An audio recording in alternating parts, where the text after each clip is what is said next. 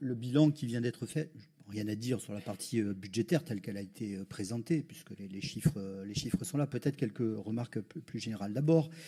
souligner que même si Gironde Tourisme évidemment remplit un rôle d'ingénierie, donc on peut expliquer une partie des charges de personnel, on est aujourd'hui sur cette structure avec des charges de personnel d'1 894 912 euros.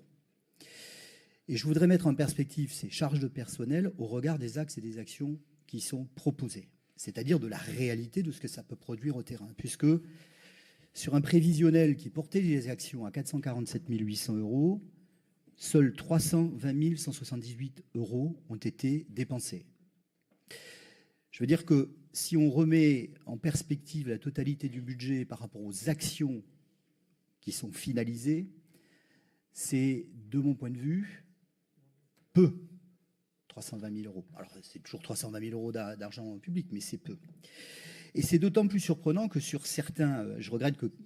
évidemment, c'est pas de sa faute, mais que Karine Desmoulins ne soit pas là, puisque je l'avais interpellé au moment du vote du BP sur la façon dont on allait orienter ou réorienter les actions au regard des nouveaux budgets qui sont alloués. C'est surprenant de voir que dans une période de profonde crise viticole, par exemple, sur le no-tourisme, on avait un prévisionnel de 77 000 euros et on termine à 58 513 euros. Je pense qu'il y a des besoins quand même. Donc, il y a des questions qui s'y sont posées, de mon point de vue, sur notre capacité à peut-être faire en sorte que les acteurs s'emparent peut-être des mesures qu'on propose et puissent les mettre en place concrètement quand on regarde le bilan contrasté de Gironde Tourisme. Et puis, dernier élément, je pense que ça alimentera peut-être un certain nombre de réflexions.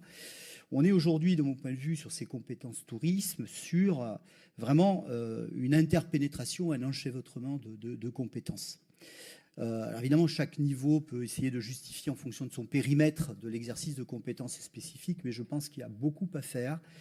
sans doute pour qu'il y ait une forme de rationalisation dans cette compétence spécifique du tourisme, où on retrouve finalement au niveau des intercommunalités, on retrouve le département, la métropole, la région s'intéresse aussi aux questions du tourisme, et peut-être y a-t-il là une piste à explorer de façon volontaire par les structures pour mieux les coordonner, de façon à ce qu'on ait, pourquoi pas, des moyens humains conséquents qui soient dévolus à ces questions, mais qu'on puisse avoir un niveau d'action concrète sur le terrain qui soit beaucoup plus significatif qu'il ne l'est aujourd'hui au regard des sommes qui sont dépensées par le conseil départemental de la Gironde. Voilà le commentaire que je voulais faire au regard des documents et du bilan qui nous a été remis.